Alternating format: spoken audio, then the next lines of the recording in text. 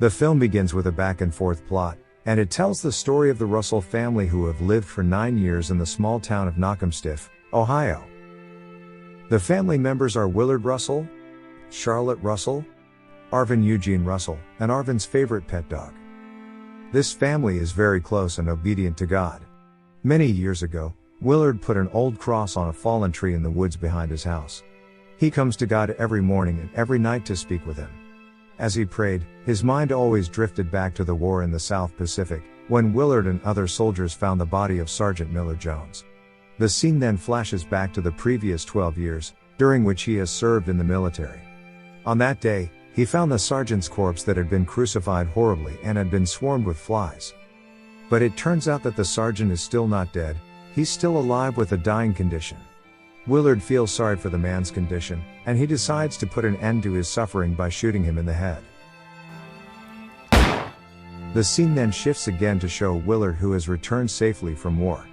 On his way home, he stops first in the city of Mead in Ohio and goes to the restaurant, where he would fall in love and meet his future wife, Charlotte. Inside the restaurant, there is another man who falls in love with one of the other workers. They are Carl Henderson and Sandy. From here we can see that Carl's hobby is taking photographs. In the years to come, Carl would call Sandy as bait, himself as shooter, and they call their prey as model.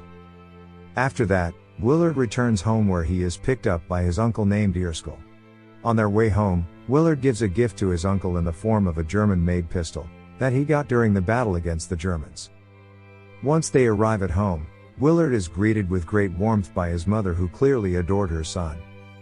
She is Emma Russell, a close and obedient mother to her lord. Willard didn't know that his mother had made a promise to God that if he came back from the war safely, he would be married to a girl named Helen Hatton. But on that particular day, Helen instead meets the man she will marry in the future. That man is Roy Lafferty, a man who is so obedient to God as well as fanatical about his religious beliefs. He lets lots of spiders bite his face with the belief that God is taking care of him. On their way home, Emma is thinking about what bad things would happen if she breaks her promise to God. But Willard, on the other hand, is thinking about something else, and he immediately goes to see Charlotte. Long story short, they are both now married, and they have a son named Arvin Eugene. They rent a house in the small town of Knockemstiff in Ohio. For the time being, Willard feels the presence of God behind his house. Until he decides to put a cross there. Meanwhile, at Willard's mother's house, the woman who was not betrothed to Willard, Helen Hatton, leaves the child from her marriage with Roy Lafferty to Willard's mother. Her child named Lenora. However, it appears that day will be Lenora's last day with her parents. In other words, Roy Lafferty will disappear the day after, and 7 years later Helen's body is found buried in the forest. Moving to 1957, Arvin now is 9 years old. 3 days earlier, when he comes home from school, Arvin returns home with a beaten-up face. Willard then takes Arvin to pray behind the house. But while they are praying, they are harassed and insulted by 2 hunters who come up behind them. At that moment, Willard is very angry with the hunter, but he knows that it is not the right time because they are praying. While they are at home, Willard takes Arvin and his pet dog to buy gas. But it turns out that they go to meet the 2 hunters earlier, and without further ado, Willard takes the opportunity to teach the 2 hunters a lesson that they will never forget. Motherfucker! You're fucking kill him!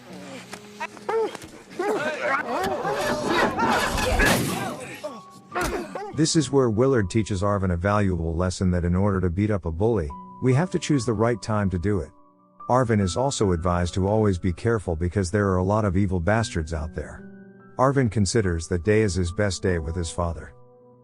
When they arrive home, Arvin is shocked to find his mother lying on the floor. Mama. When Charlotte is examined by a doctor, it turns out that she has malignant cancer. After knowing this, Willard keeps on bringing Arvin to pray to God to lift his mother's illness. Every day in the morning, afternoon, evening to night, Willard continued to ask God for help. Until one day, he starts to think that God might need more than just prayer. He thinks that God tends to ask people to make sacrifices to prove their faith. Therefore, he sacrifices Arvin's beloved dog. Dad, no! Dad, no! Dad, no!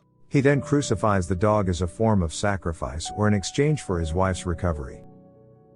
But of course it is in vain because it appears that his wife has passed away and has been buried. Moreover, that day will be the worst day for Arvin. It isn't enough with the death of his mother and dog, he later finds his father lying with slashes to his wrist that night.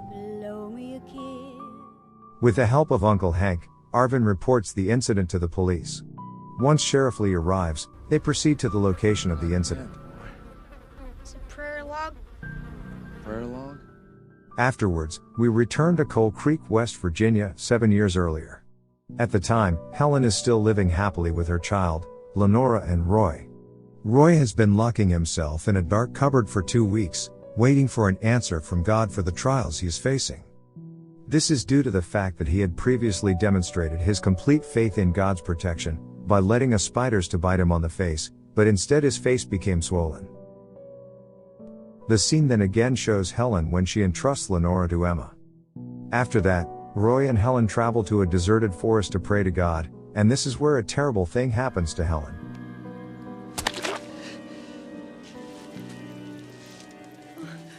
Roy acts in this manner because he believes he has been granted grace by God, and he feels very confident that he can resurrect the dead person. With the grace of God in me,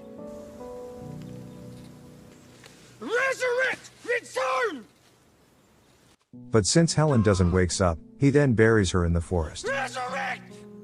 After that, he and his paralyzed brother head south to escape. But because Roy really loves his wife and his child, he then leaves his paralyzed brother in the car. And Roy is currently attempting to return to Coal Creek in order to pick up Lenora, by taking a ride in someone else's vehicle. But the unexpected thing happens here. It turns out that Roy is riding in Carl and his wife's car. The two of them kindly gives Roy a ride. On their way, Roy, who feels tired, then falls asleep. When he wakes up, he is confused because he is invited to the forest near a deserted lake. Not long after, Carl forces Roy to make out with his own wife, and Carl himself will be there to witness it while taking photographs. Of course, Roy, who is very obedient and fanatical in his devotion to his God, will undoubtedly refuses to do so. No matter how severely Roy is threatened, he still keeps his faith. Roy then looks up at the passing clouds, wondering in his heart, is this what death feels like, just floating away in the air? Roy is a preacher, but at this time he is at a loss for what to pray to God. Until finally, even after Roy's death, Carl continues to photograph his naked wife next to Roy's dead body. And that day is just the beginning for the two of them, and Carl is still figuring out his game plan. He realizes that he has to be more selective in choosing his model. We then return to Coal Creek, West Virginia 7 years after in 1957. At this moment, Arvin is being driven by someone to Emma Russell's house. We can also see that Lenora, the baby who had been entrusted to Emma, has now grown into a lovely young girl, and Lenora has now become Arvin's stepsister. Arvin is greeted very well by Emma, just like when his father was also welcomed when he returned from war. There is also Erskine, his uncle, who has been very loyal to accompany Emma's old age. The film then jumps ahead 8 years into 1965. Emma, Erskine and Lenora are celebrating Arvin's birthday. His uncle hands him back the gun he has gotten from Willard to Willard's son. At school, Lenora, who grew up in a religious family, is always ridiculed for her piety and pale face. These local greasers always corner her in the trash behind the school. When Arvin comes to help, he instead ends up with himself being beaten up. Arvin loves Lenora so much, just like his own sister, and he will do anything to take care of her. After school, Lenora always visits her mother's grave. Sometimes she reads the Bible aloud, imagining that his mother is there to hear it. Although Arvin has never prayed since his father's tragedy, he often accompanies Lenora when she comes home from school and to her mother's grave. On that day, the preacher of the church calls the two of them and says that he will be away for a long time. In the meantime, the child of his sister who grew up in Tennessee will take his place. The preacher wants their grandmother to know, so that their grandmother will greet the new preacher with a delicious meal. After that, Arvin and Emma go to the convenience store to buy chicken livers, which Emma is going to cook to serve to the new preacher. When it comes to cooking, Emma is one of the best people in her county. She is sure that it is God who has guided her hands and made her cooking so delicious. The day that the new preacher comes has finally arrived. Several other residents also bring their own dishes for the new preacher. The new preacher name is Preston Teagard. As the preacher tastes the juice from the chicken liver in his mouth, he gets inspiration for his sermon. In his sermon, he instead insults Emma's cooking, saying that there is a poor soul in the chicken's liver prepared on Emma's cheap plate. He figuratively says that Emma is a poor person, who can only provide chicken livers compared to other people who can give good meat. So he will sacrifice himself to eat those organs alone so that others can eat other delicious meats. Emma, who has never been humiliated in her entire life, bursts into tears when she hears this. Arvin is so mad at the new preacher, he thinks that he just wants to eat Emma's delicious chicken liver all for himself. Arvin wants to scold that new preacher but is stopped by Emma. The following day, as usual, Lenora is always bullied again by bad teens at her school. After that, Arvin takes Lenora to pray again. But this time Lenora prays alone because Arvin has other matters to do. Soon after, it begins to rain heavily there, prompting Lenora to take shelter in the church. She is then greeted by Preston there. Lenora then confides in Preston about her problem of being bullied at school. Preston immediately invites Lenora to pray in a quiet place for the problem she is facing. When they arrive in the forest, Lenora, who is very obedient to her God like her father used to be, believes everything that Preston says. At this point, Preston tells her that she must open herself up to God, by showing how she was created by the Creator. He claims that God will see it, and her faith will grow even stronger as they undress together in front of him. Meanwhile, in another place, it turns out that Arvin acts like his father used to, that is, he is always careful to choose the right time. He knows that his chances are greater if he doesn't defeat all of those evil bastards at once.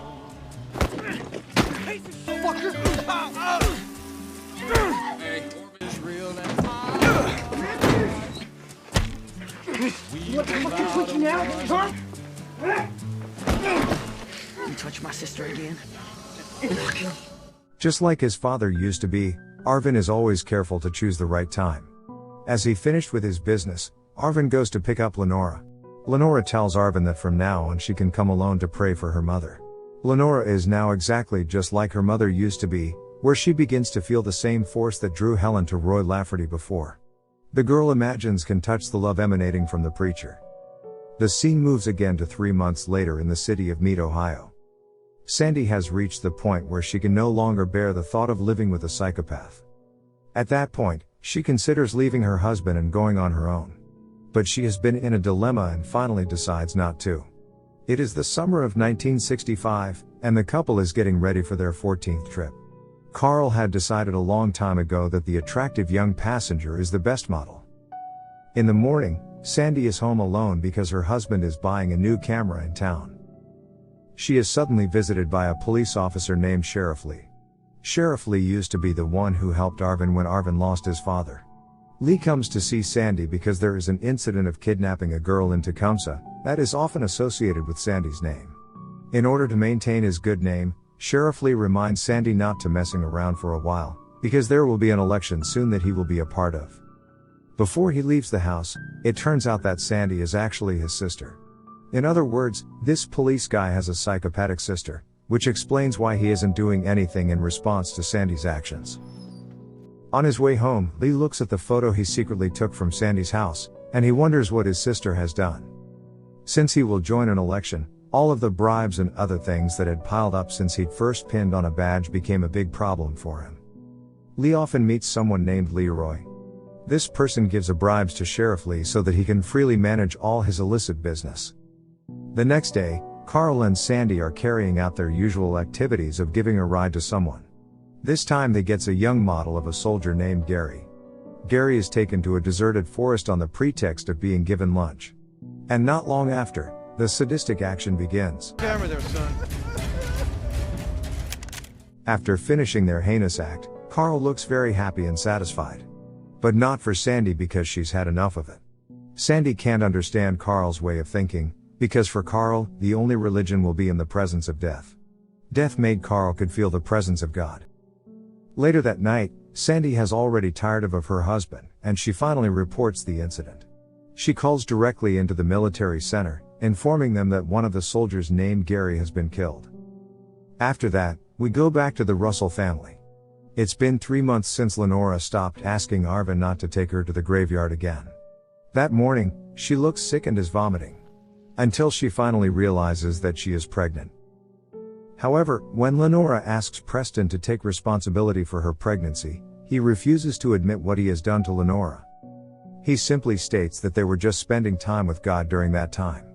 Plus, he even accuses Lenora of being delusional, claiming that her mind is a mess and that what she is experiencing is a delusion, a whisper from an evil demon. Lenora is now unable to bear the burden because of her unexpected pregnancy. She believes it would bring shame to her family for the rest of their lives. Especially for Emma, her grandmother might be very sad for what she has done. In the end, Lenora makes the decision to take her own life. At this very moment, Lenora suddenly realizes that she made a wrong choice, her grandmother would not be ashamed, and she and her baby would be fine. But unfortunately, she slips and dies in that state. Even worse, the first person to find Lenora's dead body is Arvin, who loves her very much. On the day of Lenora's burial, not a single resident came to pay their respects and pray for her. This happens is because the preacher stated there are no prayers for those who commit suicide. As the days have passed, Arvin now works as a road asphalt worker. During that time, he is called by the sheriff who wants to inform Arvin of the forensic results from Lenora. The sheriff tells him that Lenora died while she was pregnant. After hearing this, Arvin begins to suspect Preston because Lenora had always came to her mother's funeral, without requesting to be accompanied by Arvin. Plus, Preston also incited the citizens that there is no prayer for those who commit suicide. And this is where Arvin starts spying on Preston, and tracking all of his activities. Arvin sees a young and beautiful girl comes to meet Preston. Preston then takes him away to a quiet place in a forest. After that, he does the same thing he did to Lenora, where he makes out with that girl. Even when the girl has left, he keeps her panties for scientific research. This lecherous preacher treats his own wife like a prostitute and forces her to do what he wants. Arvin has been observing the lecherous preacher for several weeks, and he now wishes to say goodbye to his uncle and grandmother. But he thinks that they should not know anything, in case Arvin becomes a fugitive from the police. In the morning, Arvin starts to fully load his gun. Not to forget that he also keeps a farewell letter next to his sleeping grandmother. Arvin then goes to church pretending that he is going to confess all of his sins, as well as all of the bad things he has ever done. Following that, Preston asks about what bad things he has done. Arvin then deliberately says all the bad things he has done, just like what Preston did before. He describes having an illicit relationship with a young girl, and treating his own wife like a prostitute. After Preston hears this, he becomes angry because he feels the confession he heard is his own doing. What the hell is this? You've been spying on me, boy. Arvin now wants Preston to confess about everything he has done to Lenora. But Preston still doesn't want to admit all his actions, because it would harm his reputation as a preacher. I ain't gonna take the blame for no bastard child. Arvin then becomes even more angry and disappointed with the attitude and behavior of the preacher. In the end, he has no other choice but to kill Preston on the spot.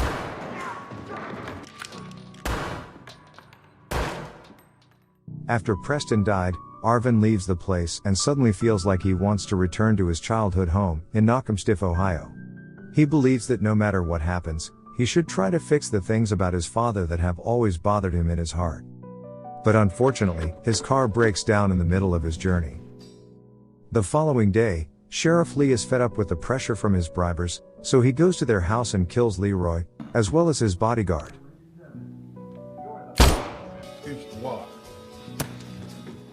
In the same morning, Arvin is waiting for the car to pick him up. Coincidentally, a psychopathic couple pass by and they offer Arvin a ride to Knockemstiff. They then all leaves together.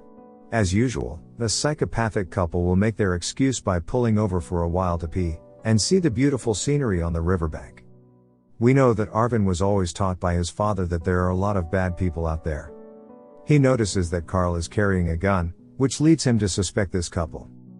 And his instincts are right, Arvin knows that Carl would do something bad to him, which is exactly what happens. I'm so sorry. But before all of that happened, it turns out that Carl had been concerned about Sandy's recent behavior. He thought that it would be better if he was the only one who had a gun. Therefore, he then emptied the bullets from Sandy's gun, resulting in Sandy being the only one to die in the shootout. After that, Arvin discovers photographs of the victims they had killed, and Arvin takes them as evidence that these two people are evil. News of Sandy's death quickly spread to Sheriff Lee. Later, he comes at the scene of the murder and deeply regrets the death of his sister. Because after all, Sandy is still his own sister. Deep in his heart, Lee always blames Sandy's husband because he had made his sister's life worse. But it doesn't seem like Sheriff Lee has changed his ways at all. He then remembers the photo he had found at Sandy's house. After searching for it, he finds all the photos that prove that her sister and husband are serial killers. Lee then burns all of the photos to erase evidence of the crime that his sister had committed. After that, we return to Arvin, who is now riding in another car and has arrived at Knockemstiff. There he meets again with Uncle Hank, who has previously helped Arvin. Arvin is also thankful for the help that Uncle Hank and Sheriff Lee have given him in the past. It is at this point that Arvin gets to know from his Uncle Hank that the sheriff's sister and her husband have been found dead near the river. When Arvin hears this, he realizes that it was his doing. Meanwhile, Sheriff Lee has investigated and found a match between the murders of the preacher and his sister. He has now discovered that the murderer is Arvin, a young boy whom he had previously helped when his father committed suicide. Back again to Arvin, who is now arrived at the place where his father used to pray. Arvin buries the bones of his dog that had been crucified by his father. He begins to understand all of the deeds his father did in the past. His father was willing to do anything for his mother's recovery. After that, Arvin begins to forgive his father's mistakes and accept their death. Not long after, he suddenly hears the sound of approaching footsteps. It turns out to be Sheriff Lee, who now starts hunting for Arvin. Arvin Russell, got some questions to ask you. I ain't here to hurt you. Here. Arvin eventually explains the reasons behind all of his actions. He confesses that he killed Preston because it had to be done, and not what he wanted to. And Preston is a bad preacher. Plus, Arvin is also forced to kill Lee's sister and Carl because they are also a very bad persons. But Lee doesn't want to hear Arvin's explanation. They then shoot each other, but Lee's shot is blocked by a piece of wood. Meanwhile, Arvin manages to shoot right at Sheriff Lee. As proof that Arvin is not guilty, he then shows photos of his sister's crime to Lee. After Lee sees that photo, he finally dies. Arvin leaves all the evidence in the sheriff's pocket so that the other sheriff will find it. He then buries his father's gun along with the bones of his beloved dog. After that, Arvin starts his journey again, hoping that someone will offer him a ride. Not long after, there's a man who gives him a ride, and Arvin follows the man to his destination. On their journey, Arvin looks so tired. But after all of the things he's been through, Arvin doesn't want to fall asleep next to strangers again. As he struggles to stay awake, his mind begins to wander. He starts to think maybe the law will recognize he has done good things, and maybe he will be forgiven. Or perhaps he will be able to meet his grandmother and uncle again, though he knows maybe it is too risky. Here he thinks again, maybe he will meet a girl, then build a family like his father used to. Or maybe he will join the military and serve as a soldier. But it is undeniable that he is exhausted at this point, and he finally falls asleep, and the film ends.